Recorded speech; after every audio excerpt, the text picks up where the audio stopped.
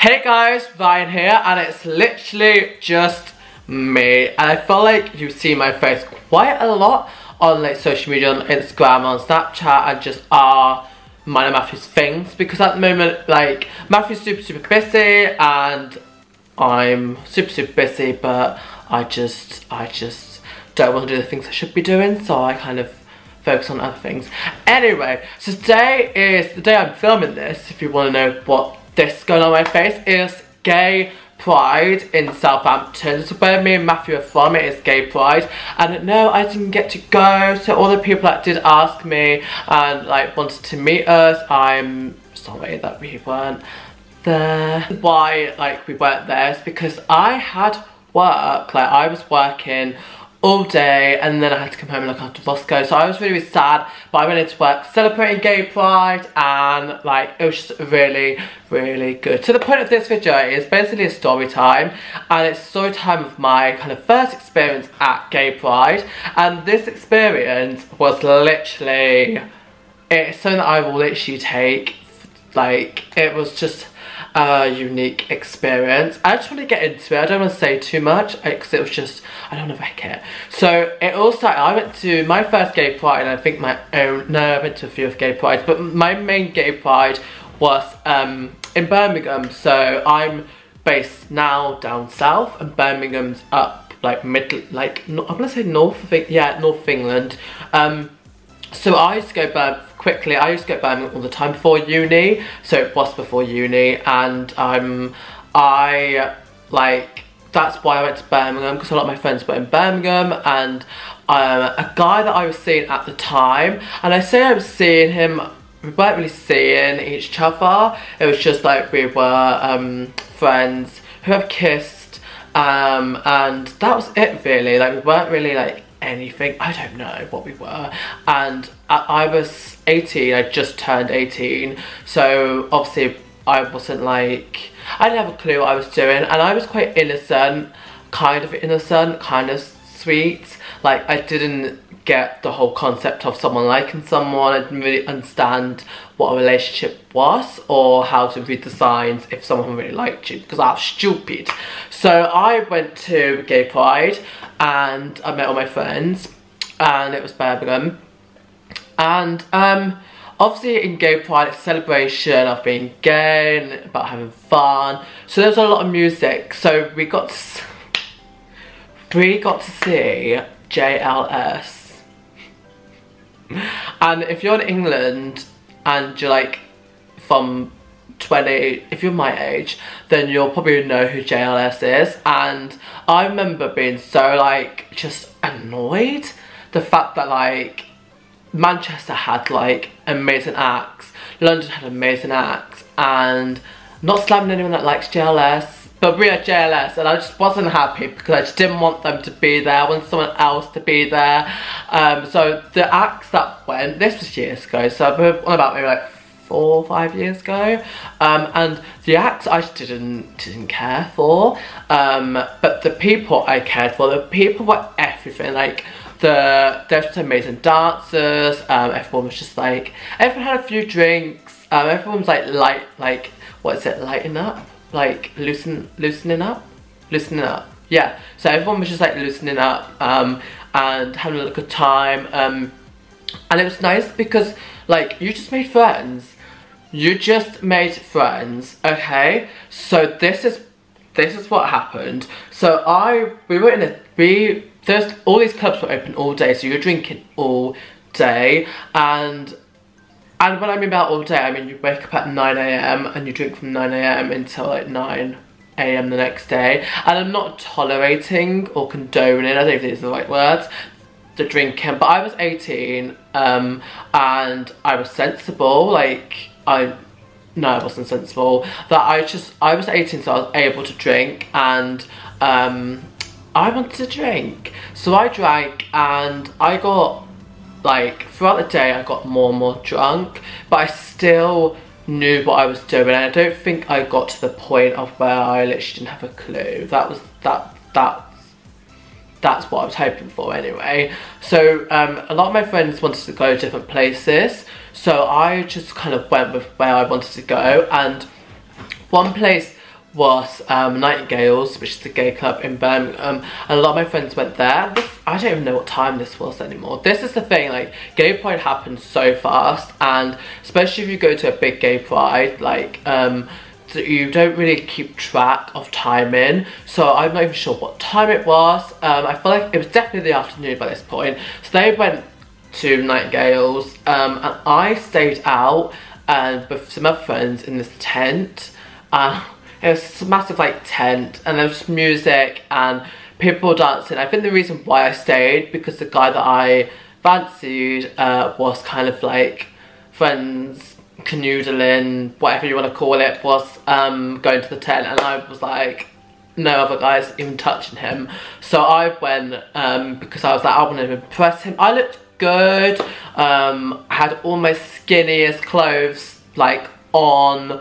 I just had my makeup on fleek. I had glitter. Obviously not as good as what this is now, but I still had stuff. And I was like, you know what? I want him to really, really like me. And so I stayed. We went to the tent, and you know what? Drinks just happened, and I don't even know what happened. This is the whole point of this video. It's because I don't actually know what happened. I basically left.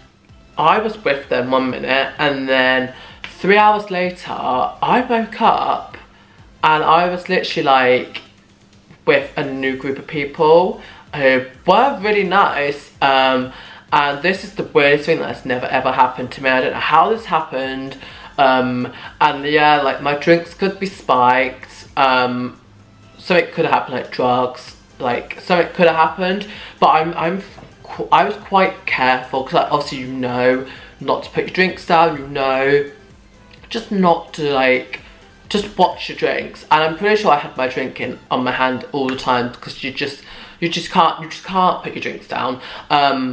And that's something, if you do go to gay pride, don't leave your drinks, just have them. And so I was in the tent, and the last one I knew I was with the tent, and then before I knew it, I was literally with a whole new group of people in a new area, and I didn't know Birmingham wasn't like my hometown. And so I woke up and checked my phone, checked my messages, and I was checking like Snapchat. I don't even know if it was Snapchat at the time. I was just checking Facebook or something, and I was like, I've been away for like 3 hours or 4 hours. Finally a text came through, and in my head I'm like, why, if I went missing, why the hell did none of my friends like try calling me, try texting me, or called the police? Like none of that happened. So I was like, that's a bit weird. So what happened, I messaged them and I got a text back, and they were like, oh, glad you're safe, we're so and so, I can't even remember, we're in this tent. So I was like, okay, and I was texting them as I was walking towards everyone else like that I didn't know, and I was like texting them, I was like, where, do you know where I went? Like, random question, do you know where I went and who are these people? And the text back was just literally like, my friend was just like, no, you went off to the toilet, and then you texted saying you met some friends and you were just gonna stay with them. I had no recollection. I had no recognition, whatever the word. I didn't know I did that. And then I went up to these people, I was like, oh, hi, like, do I know you? Where am I? I was so confused. I was like, where am I? Do I know you? What am I doing here? Help. And they were like, oh yeah, you came with us and you just followed us. And then I was just like, well, I didn't, because I don't remember any of this. And they're like, yeah, you just came up to us and started speaking to us, started talking to us, and we just started hanging out, and you came like here to the park with us. And I was just like, no, I didn't. Like, and this is the thing that still today, I have no idea how I went to a toilet and then I started talking to people. First, if that doesn't happen, I never ever go to the toilet alone. Like, I just go with a group of friends and I make sure they wait for me. And then secondly, I don't talk to people and just go off with people. That's stupid and weird. And the fact that I don't remember it always creeps me out. And I'm like, I got kidnapped. I clearly got spiked and got kidnapped, and I don't think I got spiked, and everyone's like, you got spiked, and I don't think I did, because I felt fine. Like, I wasn't even that drunk, and like, I felt fine, and when I woke up, I was kind of like fresh. So, and I know when you wake up after you've got a hangover, or even if you've got spiked, I imagine you waking up feeling a bit like raw and rough, and I felt like fine. I just felt a little bit tired, but I was just like, I didn't do that. Like, they were literally convinced. They were like, well, you did, and they were all agreeing, and they all had the same stories. I literally looked like a vile little weirdo, the fact that I literally couldn't remember, and I have no idea what that is, and I have no idea, it's never happened to me since, but I literally, my mind was literally A, I got kidnapped, B, a UFO, an alien abducted me and put me in a whole different parallel universe.